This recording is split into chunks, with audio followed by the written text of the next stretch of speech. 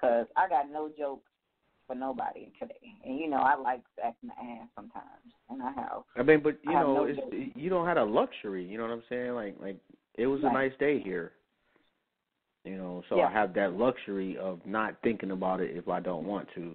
Well, not me personally, because I just couldn't, you know, because I know people there, you know, so there's a lot of people that you know, you got no, you don't know, you don't have no stake in the game, basically. Yep. That's exactly what it is. No dog in the fight. So you're not doing anything any differently. You know what I'm saying? But it's the only thing I can say is that it's, you know, Southeast Texas, you know, if you're a native, then you know this is what it is. Every few years, this is not normal. Like last year we had a little bit of flooding going on for a few days. That's normal. That's what happens every couple of years, every other year. This is not normal. Having a whole week, first of all, the hurricane was massive. It at the highest it got to a level 4, but you know when it hit shore, you know it weakens. And it's not necessarily the power of the hurricane; it's the size. This hurricane is massive. It covers 30 counties. It's ridiculously huge, and it's moving super slow. So that's why so many areas are getting dumped with so much water at one time, because it's big and it's slow. You know what I'm saying? It's not like a normal hurricane. You get a hurricane to come through early one morning and we get a whole day of rain or 2 days of nonstop rain. That's going to make a little bit of flooding anyway. But this is something on a totally different scale. This is something that hasn't happened in like 20 years. To have a week-long storm. A lot of people are like, now how does that even happen, a week-long storm? Because it's huge. It's like, it's hundreds of miles. No, I can't even say hundreds. It's damn near 1,000 miles wide.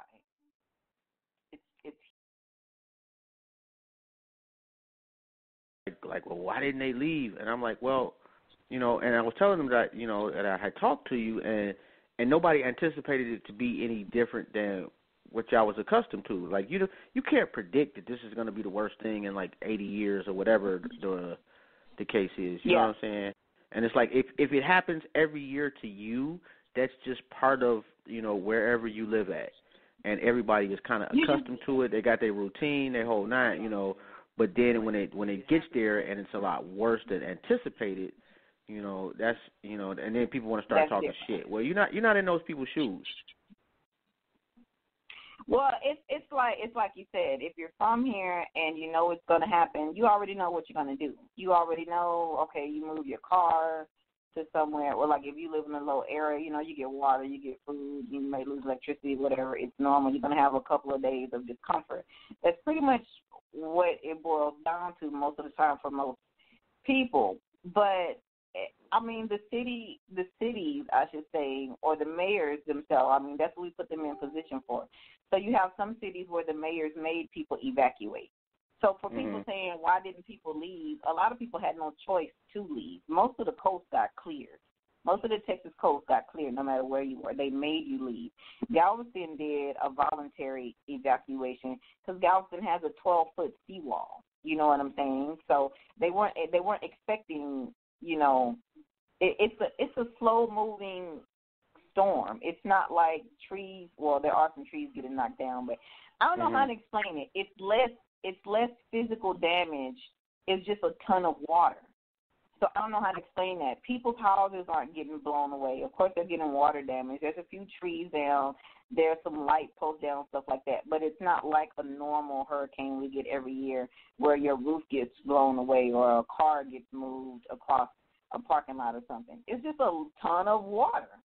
You know what I'm saying? It's like, so it's like, almost like nothing you can do about just it's water. Nothing. Like so it's where are you evacuating the entire southeast of Texas to? We got the people in states criticizing, and your state could fit into where the area the hurricane is over right now. Where are you evacuating all of these about 10 million people to? Where are you sending them to? Houston alone, we got 3 million people. Where are you sending folks to? If somebody got an answer I did not for realize Houston was that big. Houston is the fourth largest city in the country. where are you sending everybody to? Everyone comes here when something happens. So where are you sending people to in the city that got everything, that has the medical? We have the largest medical district in the country, the largest medical facility. What do you call it? Damn it, I can't even think of what I'm trying to say right now. I get your point. Yeah, you know what I'm saying. So where are you sending? Where are you going to send everyone to? There's no other closer areas by that are capable of managing this quantity of people here already that are residents and people that's coming in from nearby counties and areas. Where are they going to? They can't go to Austin. Austin's way smaller than Houston. You can't go to Dallas. Dallas is way smaller than Houston. Now, for those who left that know people and got family, then that was a smart move to do. But they booked all of the hotels in all the surrounding areas are booked up. People are spending money to go and stay in a hotel and going to have to come back and spend money cleaning out their house, taking care of their car. You should see all the cars that people lost. I saw, and I mean, what really just hurt my soul was I saw a house, like the water was not just up to the roof, it had almost had the whole house submerged. And I'm sitting here like, you know, and you know, I'm not into no religion or nothing, but I'm like, this is some Noah's Ark shit. Like that is, you know, like it's just terrible. hurtful to see. I made the joke before the rain. I made the joke that it's about to rain for 40 days and 40 nights around. Close. Oh, and for those people that are just tuning in, we are on NBK Live.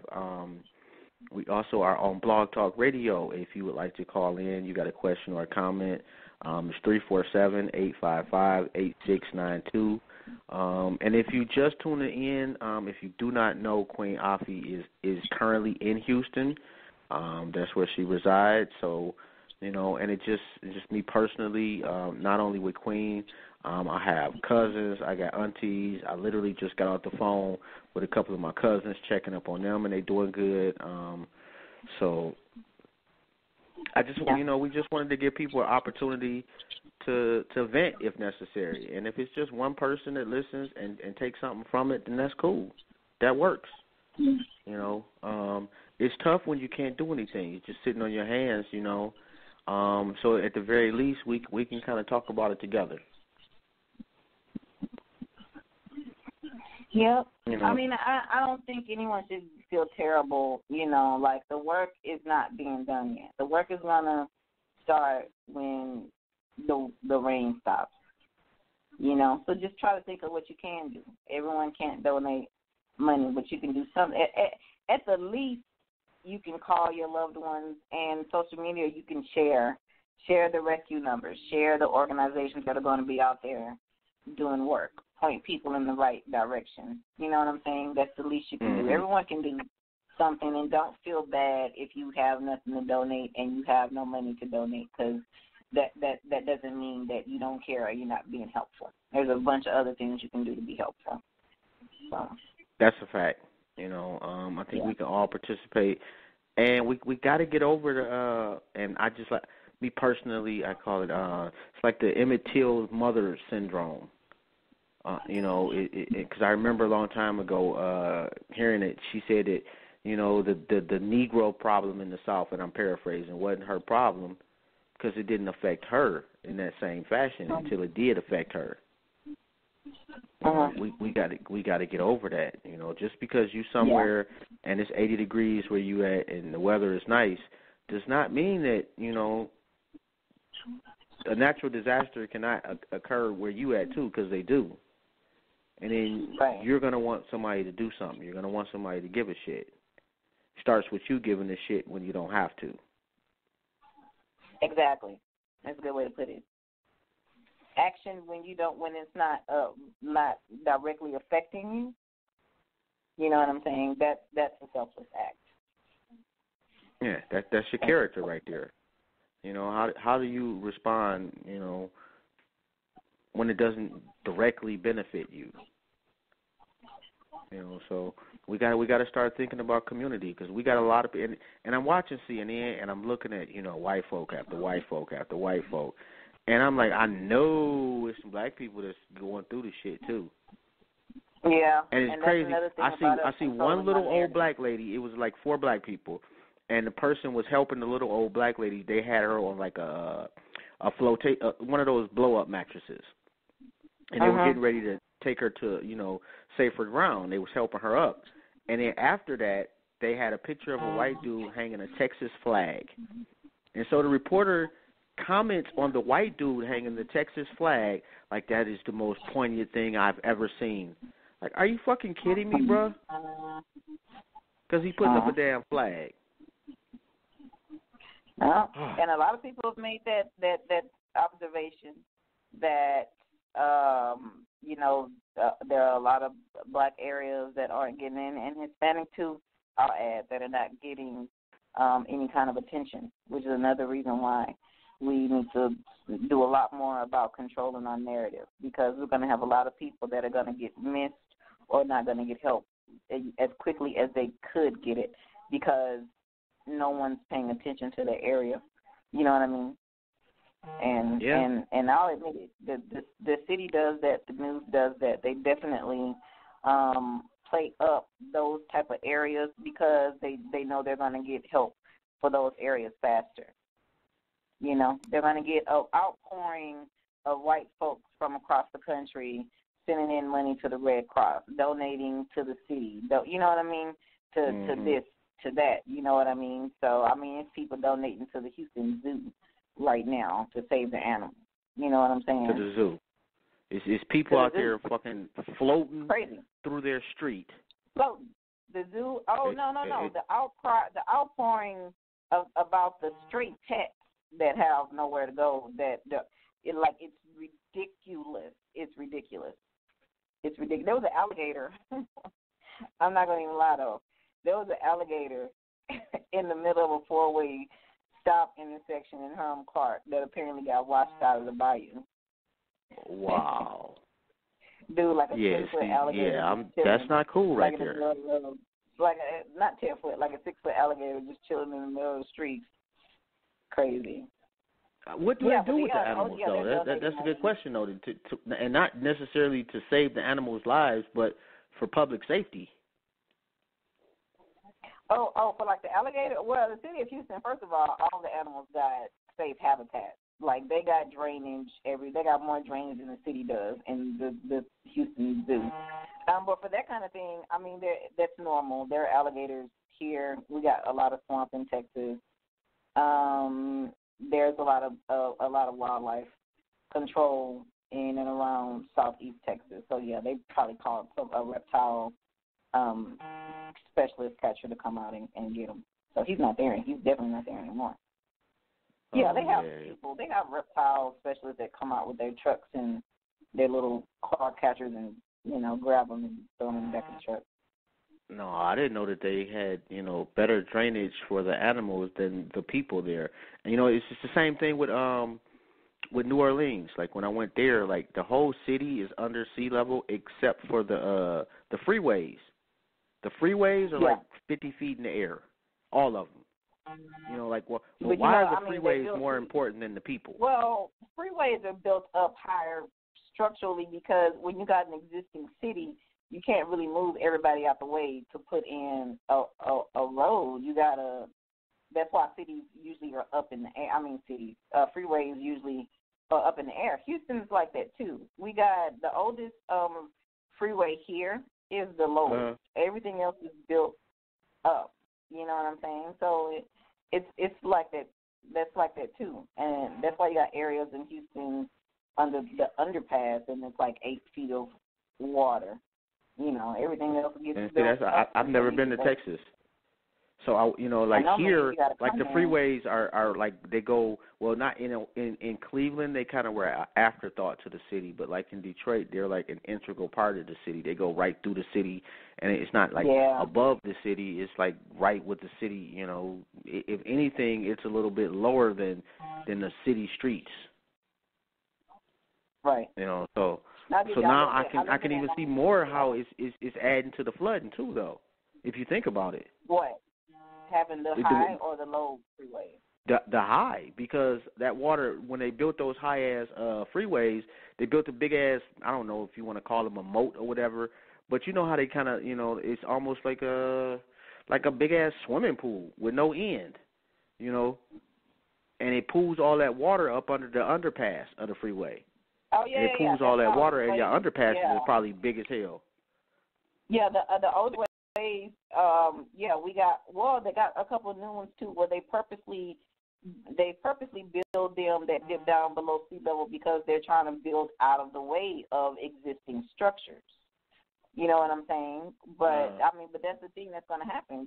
Where are you going to build the drainage at? And so those are just places that people know when flooding is expected. You don't go to those places, and they usually they shut them off. It's like now most of the freeways are blocked off, especially the areas where they got underpasses that are going to dip down. Because at this point now, I think 5 or 6 people already died in their cars from going in underpasses and opening their door and all the water comes in.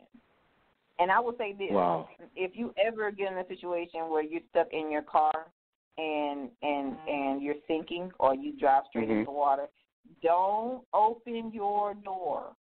If you got a manual window, let it down slowly and let the water come in until it at least gets to chest level, and then open the door. Because when you open the door with no water already inside, it's all going to rush in, and the momentum is going to pull the door closed, and you're not going to be able to push it open, and that's how you're going to drown. So don't do that. Okay. Crack your window, roll it down manually, or crack it a little bit and let the water slowly seep in enough until you can open the door and be strong enough to pull it back if necessary. Okay. And I do want to say shout out to the people in the live chat, Truth Historian, Orande Branch, always NBK Live. If this is your first time tuning into the show, this was just an impromptu show.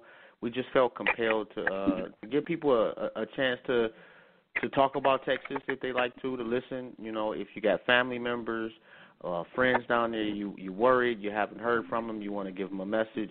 I can't guarantee that they'll hear it, but it's only one way you can try. Give us a call at 347-855-8692. You got to press 1 if you want to get on air. Or if you got a question or a comment in the chat room, just let me know. And if you are unaware, Afi is currently in Houston. So, it's not like she's talking from just, out the side of her neck. She is dealing with the situation currently. I'm just thoroughly ecstatic that she is good, and I don't want to say good and that be taken misconstrued or anything, but for all intents and purposes, everything that's going on, I'm just glad you're good, Queen. You and your family, Yeah, thank you. We're good. I'm thankful for that. I'm good, and I'll be out there helping when it's time to get out and help. I'm getting a lot of work and rest. So, if there's any kind of upside to the situation, I'm getting a lot of work done and a lot of rest in. I got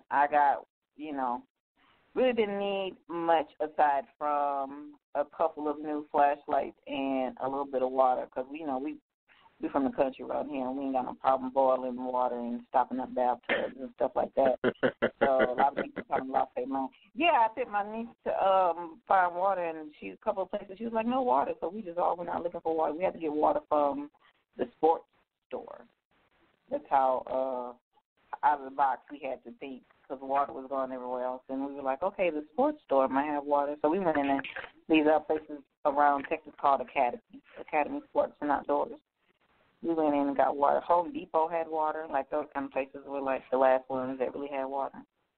So that was it. I made sure I had that. I made sure I had, a little bit of feel good laying around, and I was pretty much set. So we're just kind of waiting. I will say on another lighter note, Dr. Small keeps calling and check on me. Right? I'm like, how dope am I that Dr. Small is sitting in Cincinnati concerned about me?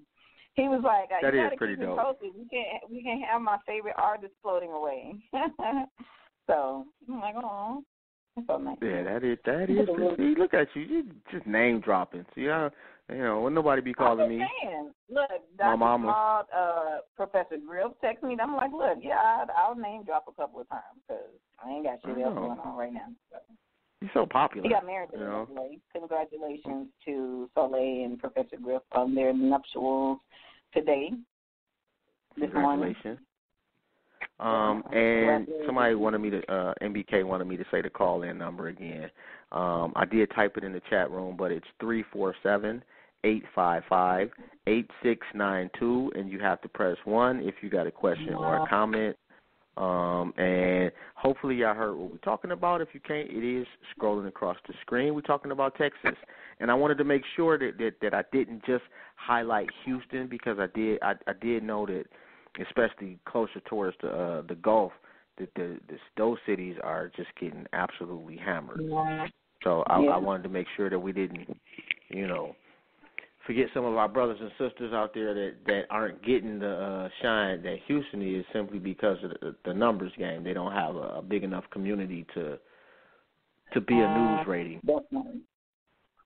And please don't forget about them, because a lot of those cities, some of those people don't have a decent home to go back to. So, not to downplay anyone here, because there's definitely people here that's going through it. But, I mean, there's really a lot of those areas where people's, roof got knocked in, or, I don't know, there's just so many different situations you can call out. But everybody's going through it in Southeast Texas. So, and that's just got to be one of the worst, just the worst shit ever, to just not have a home. Like, or your whole block is gone. Flooded in, definitely. I mean, the structures are going to be there, but if you got, if you can't walk in your house without your feet getting soaked, you know what I'm saying? It's like, it's a lot of people that they're going to have to throw away all of that stuff: furniture, beds, carpet. There's a lot of people have to pull up carpets. You know what I'm saying? A lot of people are going to have to, the water damage is just going to be too much, and they're going to have to just demolish the whole house. Yeah, because, and then you're going to have a mold situation. Yeah, because it's humid and hot in Southeast Texas, so there's definitely going to be a lot of mold that's going to pop up in the next couple of weeks. So, so y'all make sure, if you're out there listening, and I don't know how you listening, but if you are out there listening and you're in Texas, you make sure you look out for that too, and don't think that just because the water has receded that the problems are over. In some cases that may be where the real problems begin. So just take care of yourself and keep an eye out on things. Just be a little bit more diligent than you. I won't even say a little bit. Be a lot more diligent than you normally would be. Because what they're not going to report are the people that pass away in a month, in 6 months, in a year. Even though it was directly related to the flooding. Yep, mold that's going to cause some illnesses, but the kids are going to get sick. No one's in school. School started in most of Texas last week, but especially around this area, school started, starts tomorrow. And there's no school going on for the first week. They just decided to shut the whole thing down for the first 4 weeks, because, I mean, really, even if it stops raining today, there's no way all that's going to be dried up for people to safely get to school. You know what I'm saying? People can't go back to work. Like, a lot of places are at an economic standstill at the moment, and a lot of places are going to take a long time for them to recover. One thing I'll say about Houston, economic recovery is not going to take long, but you got a lot of these smaller areas where it's going to hit them and they may not recover. And someone was mentioning gentrification of Texas. earlier today, and generally that's not really gonna happen on a major scale, but there's definitely going to be some areas that aren't going to be able to recover, and someone's going to come in and buy up that land and build it out or put some oil factories or something on it, and Oh, they're gonna do something. It's Texas. Yeah, they're gonna figure out a way to make some money. They're gonna do something. But Texas is huge, and it happens. Flooding happens every year. That doesn't mean that someone's going to come in and try to gentrify an area, But yeah, some areas aren't going to recover, especially some of these smaller coastal areas.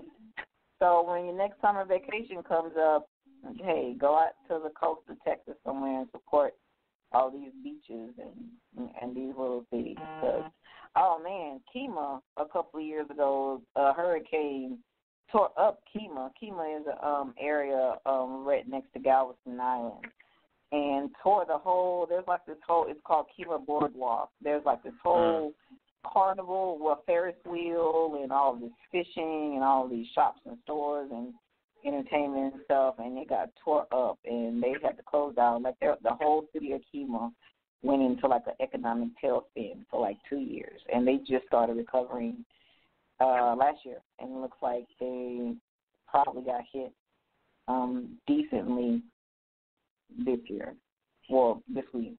So. Wow, I've never even heard of that, to be quite honest. Kemah Boardwalk is the shit.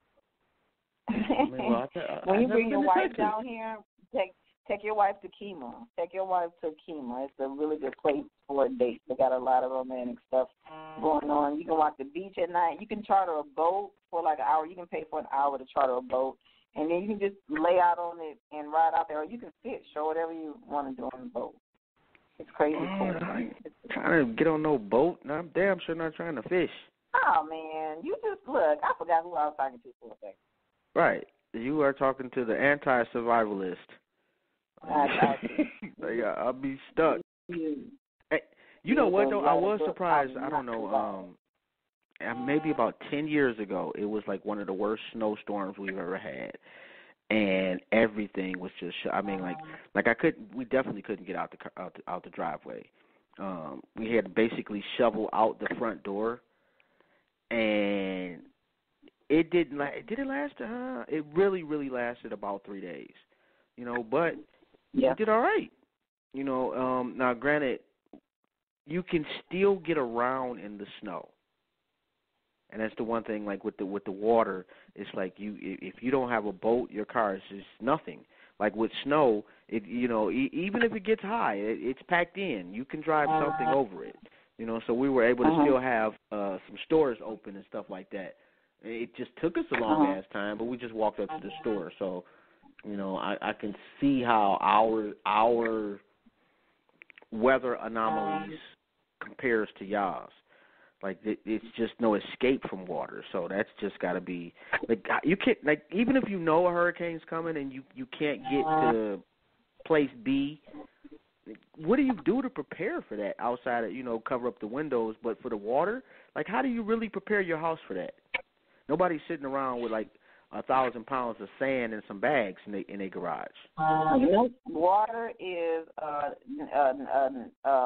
natural element that you can't fight. And you can't do nothing about water. So just know how to swim and get you some supplies. There's nothing else you can do. And that's one thing that water goes around whatever you build to block it. If it's porous, it's going to go through it. You can't fight water. Just prepare yourself. Not enough of us know how to swim, too. And that's unfortunate. And I don't know why, because these days swimming classes are free, adult and children. I mean, because swimming is for white people. No, it's not. Why? I'm not saying that that's a fact. I'm saying that is just the way it is talked about. When you talk about swimming, that's something that white people do. Yeah, I don't get that. I don't get that. I don't know too many people who can't. Well, older folks maybe, but who can't swim? Like most of my fondest memories, I remember us being at the swimming pool or at the beach or fishing or something. So Yeah, that's just a stereo. And I get a lot of black stereotypes. I can break them down and explain them, but the swimming part, I don't get. You know, maybe I get the joke about the boat, so we don't want to go near water, but that's just a joke. That's not keeping nobody from going to learn how to swim. People just being. Well, I said I know how to swim. I did not say I was not afraid. I'm not afraid of water that has an ending that I can see quickly. So you're afraid of the ocean, but you're not. Yes. I get you. So you wouldn't go like. I mean, you wouldn't I've go been like in the ocean canoeing. before. You know, But like long as I'm like canoeing. right there at the beach, I'm good. But I'm not trying to go 500 miles into the ocean. No, I'll pass on that. So you wouldn't go on a cruise. You wouldn't go on like a Caribbean cruise, like on a cruise ship. I'm trying to avoid that. Oh man, cruises are cool. You can get you like a 7-day cruise for like $500, all food. Right, and it'd just be like a 7-day throw-up session or a big-ass panic attack. They got medicine that'll steady your stomach on board. They keep it readily available. You know what? I'd rather just watch it from TV. I like to drive. Like, that's my thing. You know, if we're going to go somewhere, I prefer that we be able to drive there. See, I don't and it doesn't that. really matter how far it is. Chances of a car accident are higher than a plane crashing or a boat sinking. Chances of a car accident are dozens of times higher than that. But people rather get on the roadways with other foods that you can't control instead of being in one plane with no one else in the air for hundreds of miles at a time on a boat where no other boat is in the area for hundreds of miles at a time. But you rather get on a roadway with a car 5 feet away from you and you're not controlling their speed or what they're doing, being on the phone, drinking in the car. Well, I can control me. And I know that I am the greatest driver to ever get behind the wheel. So even with your inferior driving skills, somehow I will be able to maneuver in such a fashion that I will not hurt myself or my passengers, and your shit will be totaled. That's the way I look at it. I am the greatest. And it's a control thing. It really is. Like, I have absolutely no control in the air in a plane. I'm totally dependent on somebody else. In a car, I feel like, you know, if I'm paying attention well enough, I'll have at least just that moment where I have a reaction time and I can make a decision, and I have confidence enough in my decision-making skills behind the wheel that I'll be all right. Does that make sense? Okay. Not really. No, yeah, it totally makes sense. It totally makes sense. You know, just statistically, it's not true. Not the best move to make. But no. Yeah, I mean, but you know, listen, like my daddy says, if you drive for everybody on the road, you'll be fine. You can't drive for yourself. You got to drive for everybody on the road because it's going to be a fool in every direction, front, back, and both sides of you. So that's a fact. And I do want to make sure that I let people know that you are tuned in to My Skin is My Sin on Blog Talk Radio. From Goons to Gods, we welcome everyone. We only have one rule, and that's be respectful. Shout out to NBK Live for the love and the plug on the live stream. Check that out. If you want to give us a call, the number is 347-855-8692. And we did do our first monthly Conscious Olympics yesterday. We had a couple of hiccups, but we still enjoyed ourselves to the fullest. We'll keep doing that every month. And to alleviate some of the drama, what I did was I started a Conscious Olympics free group on Facebook. So all you got to join that. And even if one, you know, the live messes up and we have to go to another one, at least we'll all be in one group. It'll be easy, and it's public. Anybody, you know, you can come join it. And hopefully that'll cut down a little bit, you know, of the possible what could go wrong. But shout out to Roz, what's Roz's last name? I can't remember Roz's last name. That's not a last name. Yeah, I know. That didn't help at all. Roz B. You said it like you knew, like you had to answer. But I know she was killing him yesterday. Yeah, she definitely was. Rosalind Brown. Even after shout out to her. She won $100, and she won a book. She won a necklace. She won a bracelet, and all she had to do was answer a couple of questions about our people. and she just happened to have the most points at the end. She won the art certificate too. She won the gift certificate. Damn, she did win that, didn't she? I know she won. She was cleaning up. She was cleaning up yesterday. Yeah. It was like Christmas around there yesterday. And you know what? It felt good though. It really did. It felt good to have people kind of hyped about it. You know, we just had to keep switching. You know, we went from YouTube Live, that shut down. We went to Facebook Live. Went back to YouTube Live. Then we just, you know, it was just so much that it kind of killed the momentum. But next month we're going to do it again, and this time we're going to get it right. You know, every time you do something, the first time you do it, it doesn't go the way you planned it. And not only that, it takes a little time to build up a little following. But I do think that the people that participated thoroughly enjoyed themselves, either that or they just really good at lying. I think everybody enjoyed themselves. Yeah, I hope so. You know, and I'm trying to, what is this, NBK? Is it actual live? Because I see, okay, now I see some of it moving. You got to check this out. Well, I don't know if you can, Queen. But they got a picture. Basically, it's a city street, a huge-ass city streets with nothing but boats. And then somebody walking across just, I don't know, looks like maybe 3-4 feet of water. Uh-huh. And I mean, I'm not talking about just like, they're not yachts, but these aren't canoes either. No, there's a lot of fishing going on around these areas. We're really close, you know, to the coast. There's a lot of creeks and rivers. So, people got boats around here. That's normal. People got boats. People got blow-up boats. People got regular, that's normal. So there's a ton of people out with their boats trying to be helpful. There's people out in big trucks, you know, pulling, being helpful in that capacity. You know, it's something my dad was doing last year and the year before. Luckily, he is in Miami at the moment, but he'll be back for that and get out there and help do that. But, you know, it's a little bit of help here and there. I would just encourage everybody. Wait a minute, so who's there with you, Queen? My niece is in there somewhere. I think she on her Xbox. And my little cousin is in there. But yeah, we're good. Like I'm good. My area, the drainage is super efficient. I can't complain. I have no complaints. I'd be a fool to complain to anybody about my situation. I'd be selfish to complain about. It ain't gonna stop me from worrying though. Yeah, but I'm okay. Like I'm good. I'm good. All right. I have plenty of food in my house. My electricity hasn't gone out. If I really needed to, there's a store a couple of miles from here that's open. My sister is down the street, you know, with my nieces and my nephews, my mother. Like, we're cool. My extended family is spread out around the city, you know, but my immediate, we're good. You know what I'm saying? We're warm and dry and fed. So, you know, please, you know, focus your energy and attention on, you know, there's plenty of other people that really need the help. And I'm helping myself because I'm one of the ones who don't need the help. The biggest worry I had was my art supplies and a few paintings that I had in an art space that I got. I got to worry about whether that's good or not. But, I'm the painter. I can repaint that shit, you know. I'm going to file a claim, like I told you earlier.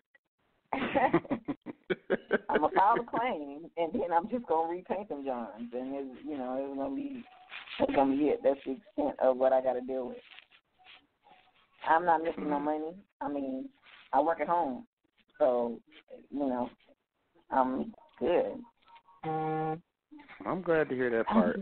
And for those people that are tuned in, make sure that you share the show, please, and subscribe. And hit the bell to be notified for NBK Live broadcast. And after you do that, go over to My Skin Is My Sin on YouTube and make sure you follow us, too. You subscribe to us, too. We also on Blog Talk Radio. You just go to blogtalkradio.com/MySkinIsMySin and follow the show. And I don't want to get up. I do want to thank, again, Mahogany L, Jackie Davis, Dawn Clayton, and Afi for donating some phenomenal gifts yesterday. So I wanted to make sure that we definitely thank them again. And we have not had one call. So either everybody is really having a tough time or really just they ain't interested, but I wanted to make sure that we did give, I just, and I'm one of those people, like, I'm a pain magnet. Like, for whatever reason, you're an empath. like I don't, if that's the same thing, then yeah. For whatever reason. Like, you feel everybody, stuff that everybody's going through, it bothers you, like it assaults you. It really does. And like, I went over to my boy house, and, we just sitting around chopping it up a little bit. And I'm driving home, and I'm like, I'm talking to my daughter. I'm like, well, I'm about to go home and go to bed. As soon as I walked in the door, I just felt bad. I felt bad for the comfort, and I said, you know what, maybe we should do a show. Maybe there's somebody out there listening that kind of want to get some shit off their chest, and maybe they feel bad, or maybe they got a loved one that they haven't talked to them, and they're scared, so I just wanted to make sure that people had some avenue out there to get it off their chest, because sometimes we need to go through shit together. Yeah. Black Power is your queen. And look, I'm sorry, I was in the chat room. If someone calls in or not, a million people listen or not, just the fact that you did this, I appreciate it. You know what I'm saying? Like, I tremendously appreciate all of the love I got and people checking in and texting and calling and all of that stuff. And, like, it lets me know that the networks that I'm building, are strong networks and I'm building with the right people. So just the fact that you're empathetic about something that's going on that you can't do nothing about 1,300 miles away, you know what I'm saying, and taking time out to open the platform for anybody who may want to vent about anything. I think people are too busy right now going through it, so, but I think, that's appreciated, and I definitely appreciate it. Oh, well, thank you. And shout out to the people in the chat room, Malik X, and I would like to pronounce your name, Queen, but if I try, I'm gonna make it sound bad, so I don't want to do that. Man, and I hate that. Like, I'm one of those people that I'm obsessed over this name now, Cabernetti Ankh. I hope I said that right. In my head, I kind of did, but like, I just need to pronounce people's names right. I don't know what that is about me. Maybe it's a little OCD. I don't know, but I just feel compelled that any name I should be able to pronounce. So, again, Queen, I do apologize if for some reason, it wouldn't be for some reason. It'd be because of me. If I mispronounce your name, I do apologize. I think I must have been in the ballpark because NBK said that was cool. But it's kind of cool, you know what? And I kind of like the YouTube live because it's just more interactive, and I can chop it up with people, and we can involve them in the conversation, without necessarily them having to call up or whatever. And it just looks dope going across the screen. We got logos and stuff like that. It's pretty cool, like that. It just, I don't know, it adds a certain something to the show. Makes it seem more, I feel more involved. You still there, Queen, or am I talking to myself? Yeah, no, I'm still here. I was helping to share the Houston Unity Tribe's post for collecting donations for hurricane relief efforts. Say that again, because I didn't hear it clearly. Houston Unity Tribe. You can look them up on Facebook, or you can Google Houston Unity Tribe. You can email HoustonUnityTribe@gmail.com. They're taking donations for the hurricane relief efforts. They're always going to be boots on the ground out there. They're also taking supply donations such as baby care products, all kinds of hygiene, toiletries, cleaning supplies, toys for the kids. They got to stay occupied through hard times. Clothing, medicines, Advil, children's Tylenol, going to be some fevers coming, that kind of stuff, and non-perishable food. And this surprises me every year. Non-perishables are foods that have a shelf life. Canned goods, stuff in boxes, sealed in bags, not frozen, not stuff that's sensitive to temperature. A frozen bag of vegetables are not non-perishable. Right. You know, a bag of apples, they're not non-perishable. You know, I'm amazed that you got to explain that to people sometimes. But I'm one of those people. Oh, man. I didn't know. Did I just school you on something? Stop it. You did. You school me on something all the time. Non-perishable will not perish. That means it can be stored for a period of time. Non-perishable is kind of self-explanatory, job. Actually, it's not. Actually, it's I don't know what the word is. Misnomer. I don't know. It's basically a lie because everything is perishable if you think about it. I don't care. You know, a canned good is not gonna last a million years. Well, At no, some actually, point it the only perishes. non-perishable. If you're gonna be technical, the only non-perishable item is honey or salt. Honey yep. and salt actually cannot knew that. grow bacteria. Yeah, there I you actually go. knew that. But non-perishable, I knew the honey. You know, in layman's term, meaning usually a non-perishable is something that's considered to have at least a few months of shelf life. You know, for canned goods, you know, crackers, oatmeal, you know, packaged oatmeal, rice, all of that kind of stuff. But, you know, fresh fruits and vegetables are cool, and that's going to have to be something done immediately, but you really can't pack up, you know, it's hard to send that. Kit, you know, and you know, pass them out all day and you got food rotting in the bag, you know. So, and I know also the new Black Panther Party is also going to be pretty active in the area too. Yeah. So, and we also will have, I forgot his title. Sean Castro Quiley from the new Black Panther Party will be on Thursday with us. I know he is not in Houston, but he should be able to give us some insight on what they're trying to do and provide some information as to where we can donate if you feel so inclined, or if you would like to go down there and put some boots on the ground and help the kings and the queens. We definitely want to discuss that too. And we got an interesting show coming up after that. I kind of don't want to give it away because old boy has not confirmed yet. We got one confirmation, but I want to make sure we get both confirmations before we really put that out there. But that one should be pretty interesting to say the least. So we're looking forward to that. And I'm waiting on I texted about that earlier too, so I'm waiting on a reply for that too. So. Jeez, you're in the middle of a superstorm and you still putting in work. Man, Look, I'm safe, so I'm still trying to, aside from some internet glitches, you know, or like at first when I got on, I was like, I'm going to try to stay on for like 20 minutes because I know I'm going to get this influx of phone calls. But I think you did it at the right time because I know as soon as I get out there, my phone will start ringing like crazy again. But so far, only one person has called me, and it just wasn't that important to answer the phone right then.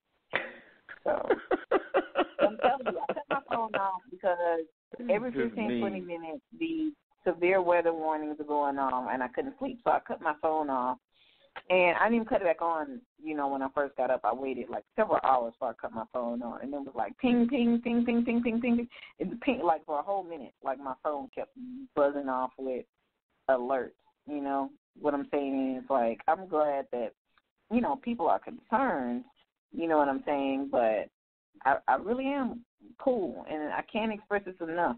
You can't do a lot until it's passed, and it hasn't. We're like in day 3, and we got 4 more days to go. So you can't do anything. But what you can do, though, what you can do. One thing you can do is, we all know that little old lady that stays down the street or around the block, or that little old guy who's widowed that stays next door to you. Make sure you check on our elders, you know, because we got a lot of and a lot of times with our elders, you know, pride gets them in a really bad situation because they, in their mind, they can do things that they could have did 10, 15, 20 years ago, but their body is just not going to allow that, and it prevents them sometimes for asking for help. So if you can, please, please, please go check up on an elder, make sure they're all right. If you can bring them back to your space, I'm pretty sure an 80-year-old grandma is not going to rob you or do anything wrong, you know, but make sure that they're good. You know, get them a family for the night if they need it. And I'm going to tell you a quick story about that. There happens to be a nursing home in Spring, Texas, and it looked like it was predominantly white nursing home that had to be evacuated by emergency boat because water was in there to chest level, and these were old white people, couldn't walk. These people sitting in their wheelchairs, and then the lazy boys knitting with water up to their shoulders. I swear to God, I'm going to find a picture and show it to you so you can see what I'm talking about. Like, don't wait for some, and I know this is not big in our community. We don't really put our elders in homes and leave them there. You know what I'm saying? But for the life of me, and it may be, you know, I don't know, not the best thing for me to think of. But the first thing I thought was, why did these folks' loved ones not come and get them? Where are they? I bet they're safe somewhere. Are they evacuated or something? Why did you not go and get your 90-year-old mama or grandma or great aunt or who does, like, I don't get that. I don't get it. My grandmother is 96 and stays in her house, and my great aunts and uncles and my aunts and uncles and my, you know, like they work out a system so that there is someone always there. Right, somebody like always on deck. No, I was always on deck. She's been married to my great grandfather passed, but since she was 14, lived in that same house that my great grandfather and great uncle built, and she's been nowhere else, and she's not going anywhere else. She don't want to go nowhere. She ain't got to go. You know what I'm saying? We work a system out around her to make sure that she can stay there.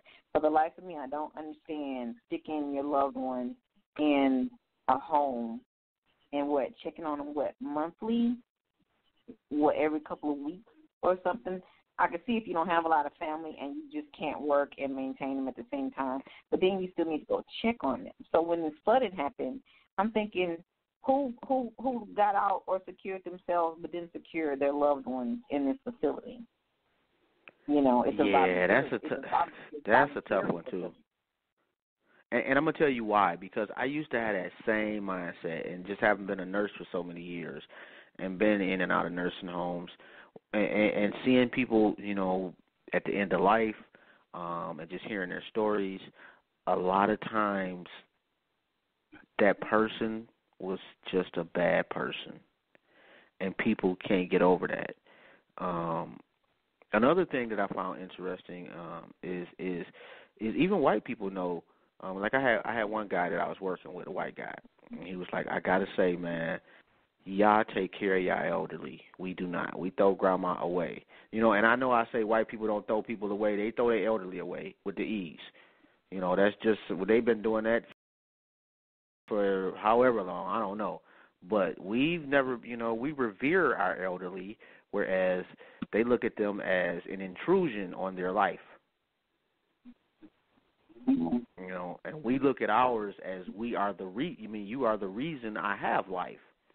You know, so just the whole perspective of how we look at our elderly is totally different. I mean, if you look at the Asian communities, they have great reverence for their elderly.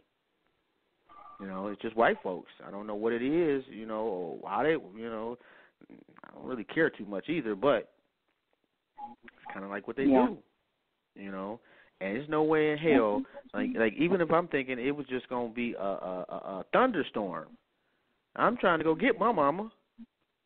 Right. You know, and actually I really don't want my mama in a nursing home in the first place. You know what? Me and my mama living together, oh, my God, that is not a good look. I love my mother, but we just, we too much alike, and she's too bossy. Yeah. But, you know, there are cultures where a nursing home is an unfamiliar concept. Right. You know what I'm saying? It's unfamiliar concept. So there are ways to, even if somebody that you don't get along with, like that's what a family unit is for. You figure it out. You're just supposed to figure it out, you know. And I get you. There are some people that were so terrible, so mean and hateful in life, and they end up dying sad and lonely. I get it. But you and I both know that for the large majority of people in these kind of facilities, that's not the case. The case is they're a burden. They're a burden to their loved ones, you know. Yeah, that's true. And I'm just sitting here. I don't know where you got this live feed from, NBK, but this is just dope. It's like basically it's somebody driving and we're seeing through their windshield, and they just driving around the areas that they can drive through. Like, wow, man! Like, I didn't imagine that you can do this on a live stream. Not only can we do a show, but we can also, it is kind of dope. I saw a video of a man house flood. He looked like he got about 2 feet of water in his house, and he caught a fish. Can't even take these people right now with some of this. He caught a fish. Oh, you know what? We got a caller too, Queen. And I'm glad you said. Okay. I'm glad you said something. And I inboxed that picture to you too. Okay, I'm gonna get to 3477 and I'm gonna check that picture out. Okay. What's good, fam? Peace and love, family. This is Sister Kaba Nepti Anket, brother. I just wanted to pronounce that for you. And you said you did a great job. You did a great job, brother. You did a great job. But I'm listening in because I love my fam. NBK is all day, right? So I was listening to what the sister was saying, and I mean, she said a whole lot. She said a lot of things, and she was right. And she was talking about the people that don't go pick up their loved ones, and and so as she was saying that, it just brought out a whole new situation for me, because we think about why, and the things that cause a lot of things. We're dealing with mental illnesses, So I'll be focusing trying to be on the mental health of our people, because we know it's mental illness, they cause these type of things, right? And so it's growth, and not so much apathy, because, we have that, like you were saying, brother, that lack of interest, that lack of concern, right? Mm-hmm. See, this mental illness thing, is definitely in play here.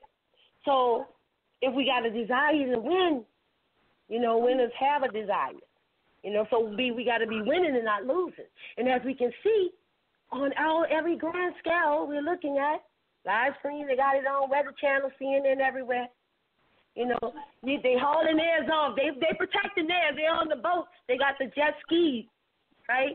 And so they moving them along. But I saw one snippet where they were running back there with jet skis to rescue a few people that were black, and so they dropped them off on the bridge and said, well, these people have nowhere else to go.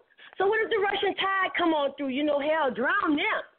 You know what I'm saying? So it's a whole dynamic to why our people, disregard one another, that lack of concern, that lack of interest, but that mental illness. So we have to promote mental health, in our people. I just wanted to say that, my brother, great show. I'm listening to my brother NBK. I was busy all day today, so busy. You know what I'm saying? I got a couple of things I got to take care of before 12 o'clock tonight. And I'm on deadline, so I love that. So, but listening in and seeing all this, I've experienced that through Katrina, in regard to experiencing having to lose everything in the water coming in that Peru has the way, So I'm just understanding a lot. I'm sorry, as a matter of fact, I'm born and raised in the city of New Orleans, and at the time of Katrina, we were living here in Louisiana, you know what I'm saying? Mm-hmm. And so we lost a lot. It's a long, everyone has a whole story. And now everybody has their narrative for their stories. And, the world does too. The same way they're going to put the people, they were calling the people north as refugees. Just think about that, though. So that was was just, that was that, look, brother, the thing about it is we have so much we're dealing with, the crime, the violence, the mysticisms, the drugs, the apathy, the human indignity. We dealing with the terrorism, the austerity. We dealing with the greed, sexual aberration. We dealing with all that shit, right? Excuse my English. But I'm just saying, this just helps us to see it in its proper perspective. You see? We can see the perspective, right? It's right on. Let me go. I appreciate y'all. Y'all keep building. I love my brother NBK all day.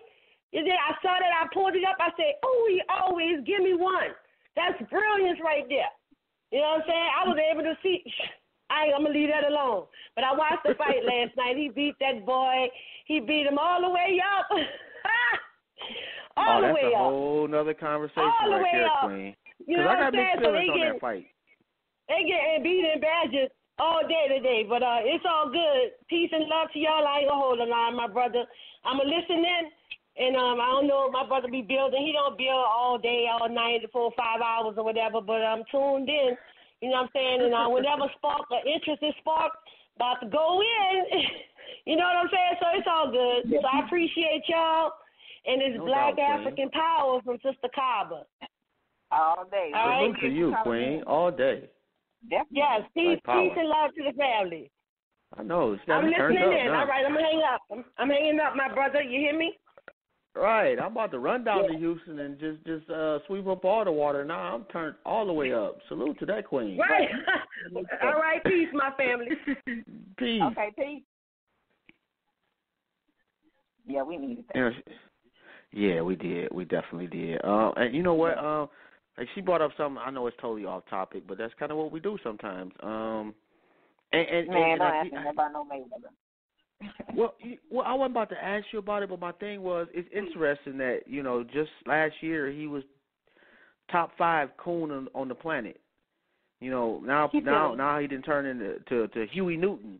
You know, and then I had to think about it the other way, and I said, you know what? Because like yesterday I posted about that, like, you know, like he went basically from Charles Barkley to Huey Newton in one fight. Then I had to think about it this way. I said, you know, it was kind of dope not seeing black folks slam him yesterday. It was like black folks stayed on cold yesterday. You know, like a lot of people had, you know, yeah, you know, well, yeah, baby steps, you know, but we stayed on cold. You know, we let that man whoop that ass and gave him his day, and, you know, and now you're the same guy. I mean, somebody asked me, I shared my opinion once. I'm not a boxing fan anyway. I never was a fan of his, but I was totally disgusted at some of his interviews a couple of years back, so I'm nowhere near a supporter. But I am pro-black. And pro-black is the you know, a very simplistic way of looking at pro-blackness is if you have a choice, you always go with black. If you have a choice. If you don't have a choice, you got to rock with whatever the situation calls for. But if you have a choice, you bet on black. That's where I am with this situation. I don't care about Mayweather. I think he has been ruined by capitalistic America and, you know, that you know, poor Negro coming into something syndrome a long time ago. I don't care much for the man, but in a situation where it's one black man against a white man, yeah, you got my vote, bro. That's pretty much it. So that's what a lot of people. That's where a lot of people at. It ain't got nothing to do with him, you know, or some epiphany of maybe he's salvageable, because clearly he's not. But the situation was him and another white man. So what do? Clearly you can't root for the white guy. And see, my problem with that is he was complicit in that white man being racist. Like, I am very absolutely certain that them playing on racism was discussed. Yeah, and like Sam Jackson had a movie. I cannot remember for the life of me what the name of the movie was, but he basically just picked a white dude to fight the champ. Like, and the only reason he picked this white dude was because he beat him as a sparring partner way back in the day, and he was the only person that beat him, and he was a white dude. And it just reminded me of this fight so much, in how they marketed it, how they pumped up a no-talent white dude, and for all intents and purposes, McGregor, with respect to boxing, is a no-talent white dude. You know, like, there's no way he should have even been allowed to fight Mayweather, period. I don't follow it, but that's definitely what I heard from a couple of people, that he was not a boxer of Mayweather's caliber. So they didn't really get the fight either. But I tell you what, I saw the bag, and Mayweather made $100 million, and wait. It was something like that. Whatever the bag was, it was a significant bag. But I think it was $100 million, and I think the old, what's the guy named? Whatever, the white McGregor, guy. I think McGregor got like 75, and I want to say Mayweather got like 300. I might have to go. I'm gonna go check. I got a friend that posted.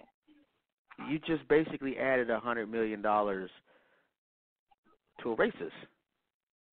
Yeah. Oh no, he secured himself even more, and now this white boy that everybody thinking the joke just went to the bank on everybody, and black folks still out here doing nothing no different aside from some money they lost in some bets. Okay, so Mayweather won $100 million. Yeah, that's what I thought. $100 million, and McGregor got $30 million.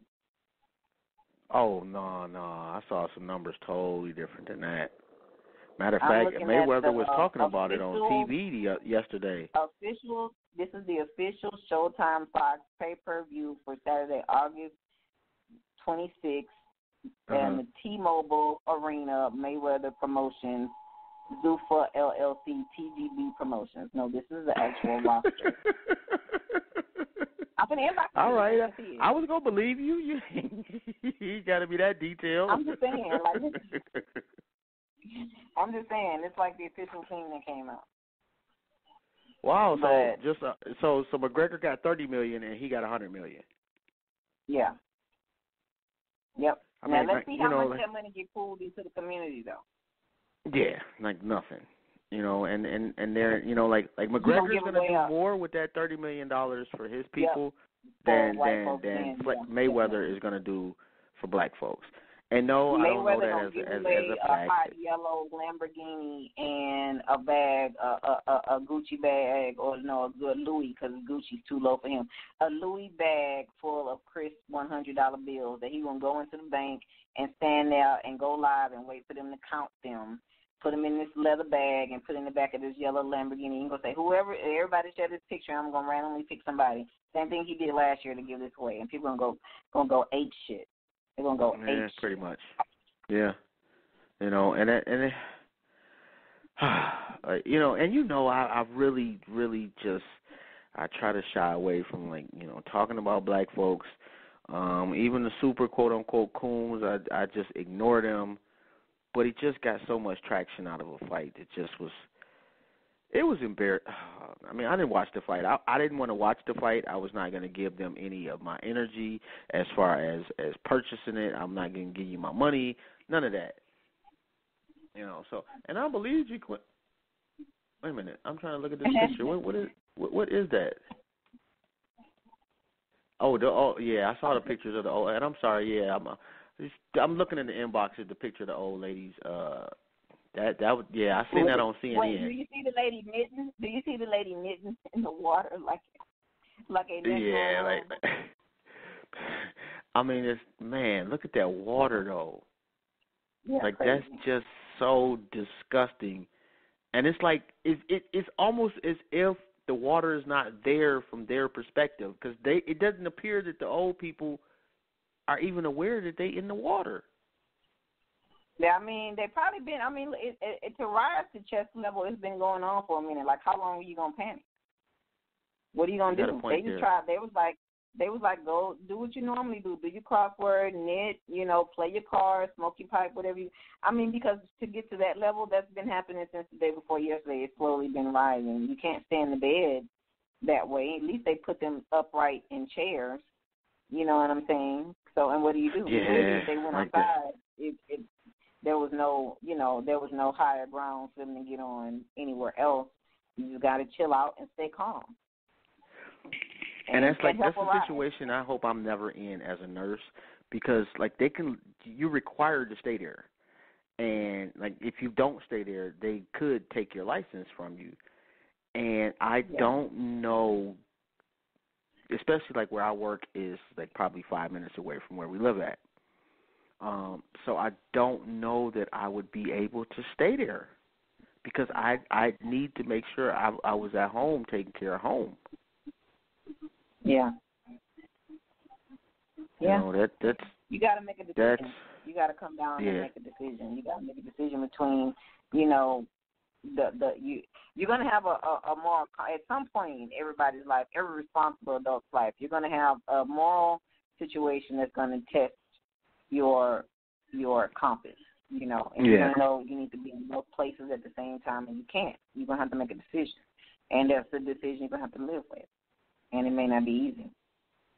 So. Yeah. I mean, and it's crazy too. It's because I like people to think that I don't give a shit when in actuality I really do. Because there's been plenty of times at work that I unknowingly, well, I won't say unknowingly, but subconsciously ran towards danger as opposed to running away.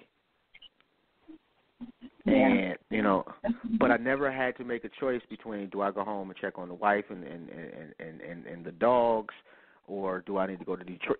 Like if I had to go back to Detroit, like as opposed to my patient, I never had to make that call, and that's just something I don't want to have to make. I don't want to have somebody's demise directly on my hands,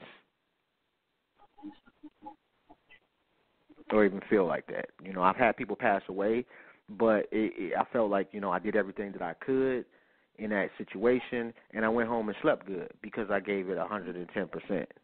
But if I have to leave you in a situation where, in all likelihood, you could die, even if I have to do it for the best of intentions and for my family, I'm still not going to be able to let that down. Like, that would haunt me. So hopefully I'm never in a position like that because, no, that's definitely not something I want to. And you know what? I put the show on for 2 hours. We've got about 15 minutes left to go. I didn't realize we talked that much. But if you got a question or a comment before we close it out, it's 347-855-8692. And you got to press 1 if you have a question or a comment. And shout out to the people that are tuned in. Shout out to the people listening on NBK Live. Don't forget to subscribe to the channel. Don't forget to go over to My Skin is My Sin and subscribe to that channel as well. And for the most part of the show, we've been talking about Texas. And if you tuned in to the YouTube Live, you can see and let me check that call queue. Yeah, I'm looking, but nobody. I see this 0280. If they want to get on air, you got to press 1 so I'll know. But yeah, I'm on it, bro. I got you. Oh, is that you? Hold on 1 second. Let's get NBK on the line. What's good, fam? Hey, what's going on, bro? What's your bro? Co-host name again? Hey, what's the co-host? Your co-host? Harvey. How you doing, Harvey? This is NBK. Hey, Pete. How you doing? Cool. I know the show is about to end, but I have one quick question that I want to ask you guys based off of what you said to me, because I heard you guys say that he won the money and he's not going to give anything back to the community and what's he going to do with it. I just want to ask one question. Do the hundreds of black people that he employs and takes care of and makes a way for, do they count in the black people as far as being taken care of? That's my question. Well, I'm going to answer that first. I don't know if you got hundreds on the payroll. I had to see that specifically. But to your question, it does count. I got to give him credit for taking care of black folks. I will say that. He's responsible for more than hundreds. I was being generous. He is more than hundreds. I was being generous. If you look at the people that are affected by the people that he's affecting and they're affecting, he's affecting a lot of people. He may not be doing in the public what we want him to do or what we may like to see, because he's no different than a lot of the other brothers in the hood, like myself, that just don't have the information. You don't know anybody. You don't deal with white people until you go to college or until you leave the hood. When you don't leave the hood, you don't really have an opinion. The brothers in the hood don't have an opinion about white people. I can't go with you on that. He don't have the information. After you got a couple $100 million in the bank, if you don't have the information, that's a choice to not have the information at that point. You got access to every bit of information on the planet, and you are opting not to use that. Listen to what I'm saying to you. I get what you're saying, bro. Listen to what I'm saying. I can take you into the hood right now. No one knows who Marcus Garvey is. You barely know who Malcolm X is. No one knows these people. And no one would do the things that we think are the right things if they had the 100,000. Now, does that make them wrong, coons, this, that, or does that make them not informed, like the majority of us are? See, us people in this quote-unquote conscious arena, You know, we're real pro black power, black power, black power. So, you know, we got the solutions, the ideas, and we got this whole ideology of what people should do with their money and how they should act. But there's a huge segment of the population that's out there that doesn't have the information. They're not conscious. They don't have the insight to even want to go be African or help Africans or help people in the hood. So all I'm saying, but that's not about being African. That's just about being. No, that's not about being African. That's something totally different. No. I'm not saying that was about. I'm not saying that was about being African. I was just making an example. Hold on, one at a time, bro. Let the Queen speak. I want to hear her point. Go ahead, Queen. If we specifically talking about Floyd Mayweather, I don't care about this man being awake or not. The point is he knows he has a massive influence, and he acts a fucking fool. This man doesn't do anything but let capitalism wear him out. He gives out no kind of good value to anyone who looks up to him. He's in a sport, for one. As a black man in a sport and he's dominating, there are a million little kids looking up to him.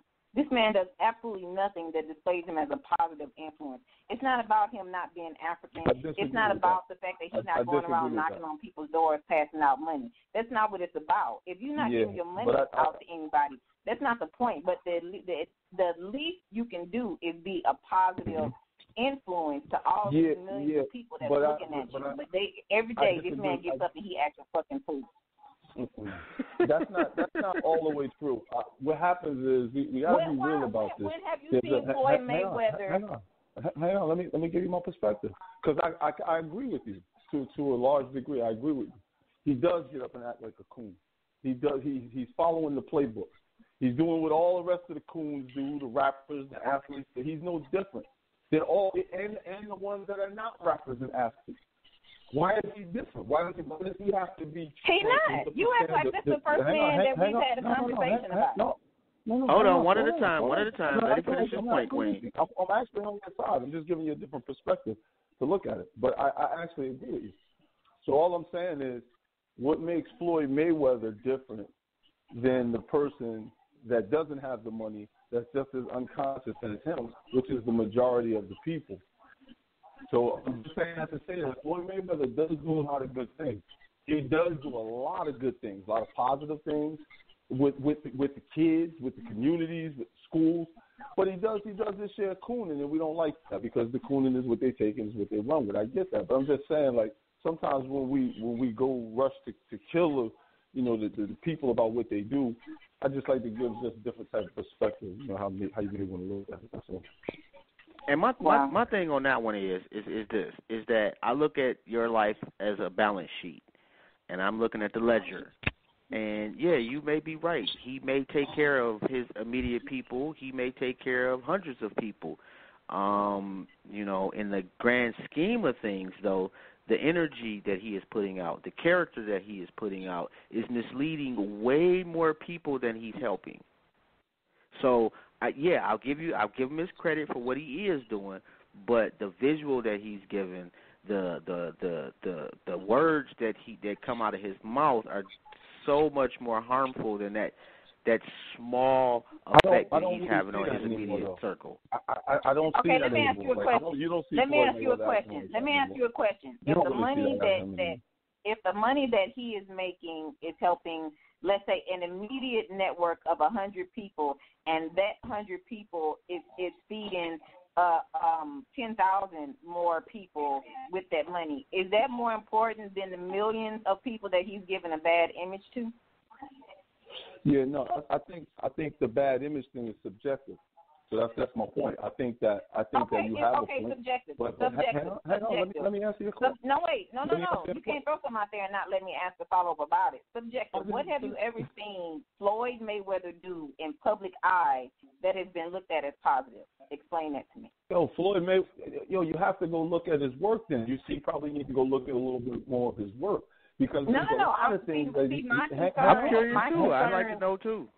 My concern is his image that he. My concern is the image that he's getting off. So you're saying it's subjective, and I'm asking you if the image that he's getting off. All right, but I can't hear both of y'all at the same time. All right, so subjectively, what have you seen him do in the public eye that was favorable? Floyd Mayweather has. Listen, come on, let's not be ridiculous. I don't have the whole sheet, but we can pull up tons. You can go to YouTube right now. You can see tons of people with Floyd doing positive things in the community. They put positive things out there. I'm asking you for one example. Let me hang on, slow down. I don't have a specific example, but like I said, you can go to YouTube right now and you can see tons of them. Man, you can't bring up. You can't bring up no point. Hang on, let me. Right, you can't bring up the point and not even have nothing to back it up with, but go find out yourself.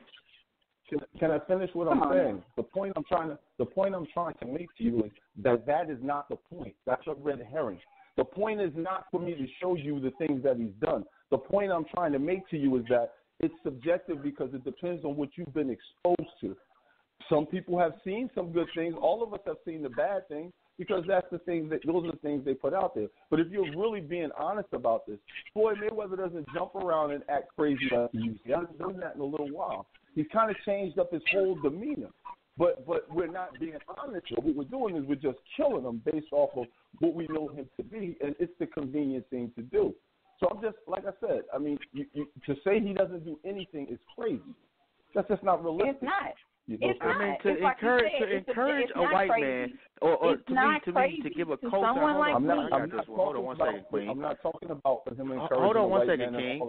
No, but you finished your point. Let me get my point across. Because what I'm saying is you say that he's changed up his tune. It didn't seem like he changed up his tune to me when leading up to the fight in the Pro Bowls.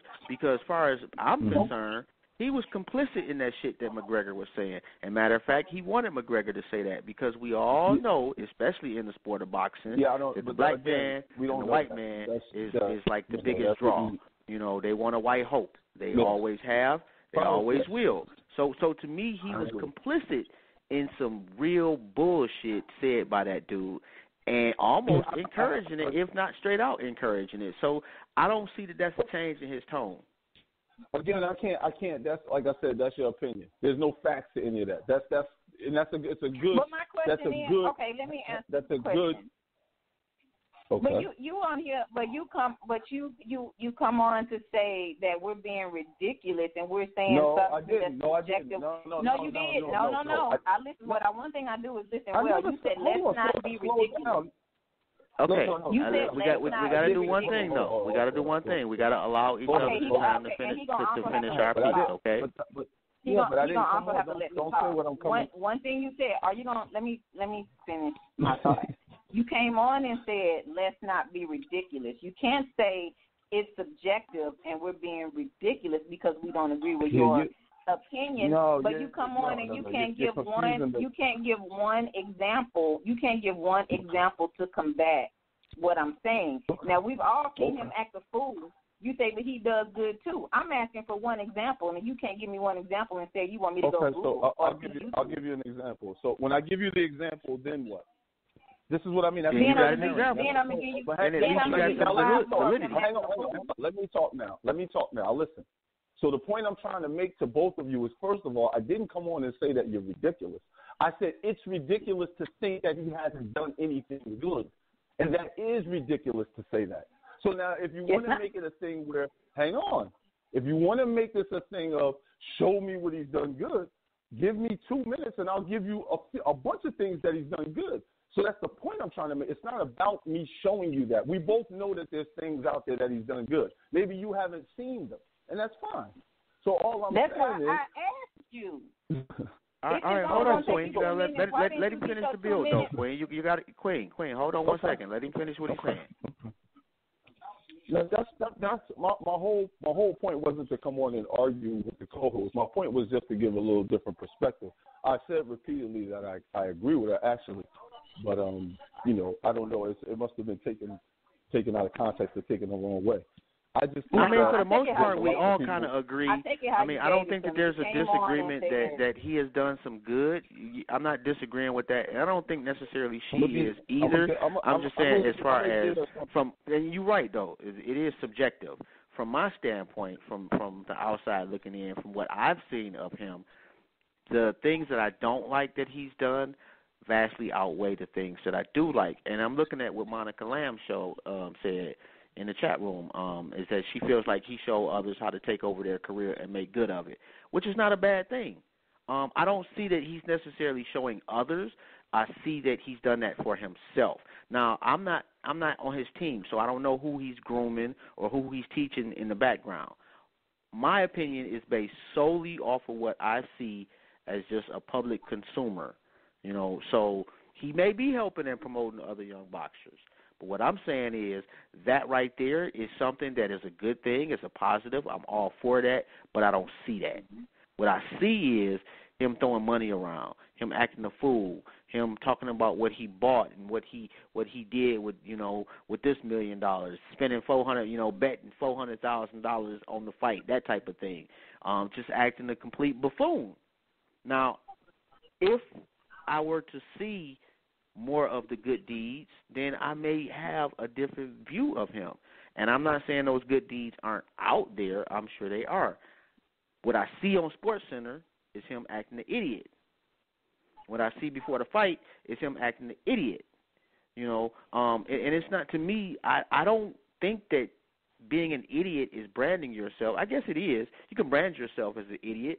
If you're going to do that, then you also need to know that there's repercussions with branding yourself as an idiot because people are going to believe you. So it's up to him. He's got to a point now, and I agree. If you give the average person $100 million, they're going to make a lot of mistakes with it. It's not like he got $100 million yesterday, and that was the first time he got it, and it just out the blue dropped on him. No, he's been fighting for 21 years.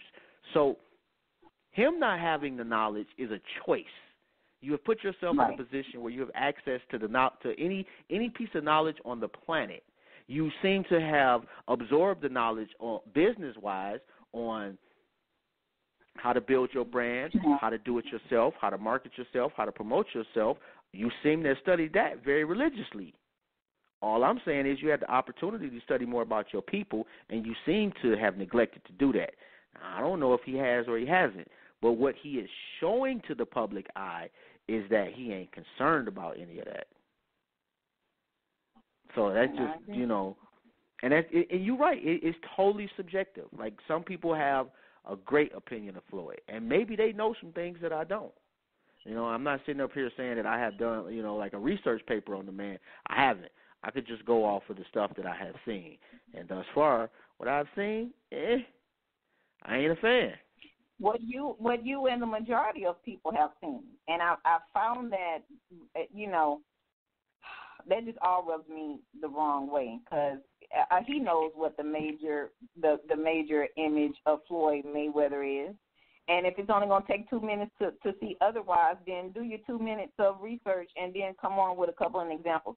Because I'd be all for knowing what the man is doing positive with his influence and his money. And at the end of the day, the buffoonery, the tomfoolish image is going to trump what he is doing that's not being talked about much. You can't say it's not. Millions of people across the country see this man acting the fool more than several hundred that know about some good he's doing. Are you not agreeing with that? But hang on. This is what I'm trying. If you were listening to me in the beginning, I came on and said to you repeatedly, I agree with you. I was just trying to give you a different perspective.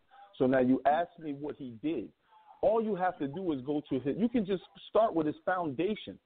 Just go to the Floyd Mayweather Foundation and see all the kids that are being helped in the different other organizations that are attached to that organization that are being helped. You can go to Google right now. You'll get pages of things that he's doing. So that's what I'm saying. But, I mean, we don't have to go to Google to know that. We know he's doing something with the money. Maybe they're not putting that out in the media. I get that. But I don't want this to be a thing where I'm trying to defend his what would be called coonery, because I get it. I get it. But all I'm trying to say is that he's not far off from me. You see? in terms of NBK. Hold on 1 second. One second, King, because technically we only got 1 more minute left on Blog Talk, so it may shut off. So I wanted to make sure I wanted to salute NBK Live for allowing us the platform. Hold on 1 second. Let me get these out. Make sure you go to you subscribe to the channel NBK Live. Make sure you go to My Skin Is My Sin on YouTube. Subscribe there. Check out MySkinIsMySin.com and give me your website for your phenomenal portraits, Afi, right quick. KMLportraits.com, and I just want to add that I appreciate everyone that listens in. Check on your loved ones in Texas, and whatever you can do by this weekend, that's when all the help is going to be needed. So you can definitely reach out to pro-black organizations in Houston, and they will be able to take any assistance that you can offer. All right, and yes, we did start off. We did pretty good though. We stayed. We're talking about Texas. I don't know for a good hour and a half. Conversations are fluid. Definitely appreciate the build. Hey, you know what? Everybody is going to look at people differently, and that's cool. Long as we got the same end goal, and the same end goal is uplifting our people. I'm all cool for that. Now, I'm not going to be a fan of his unless something changes, but I'm not mad at somebody for being a fan of his.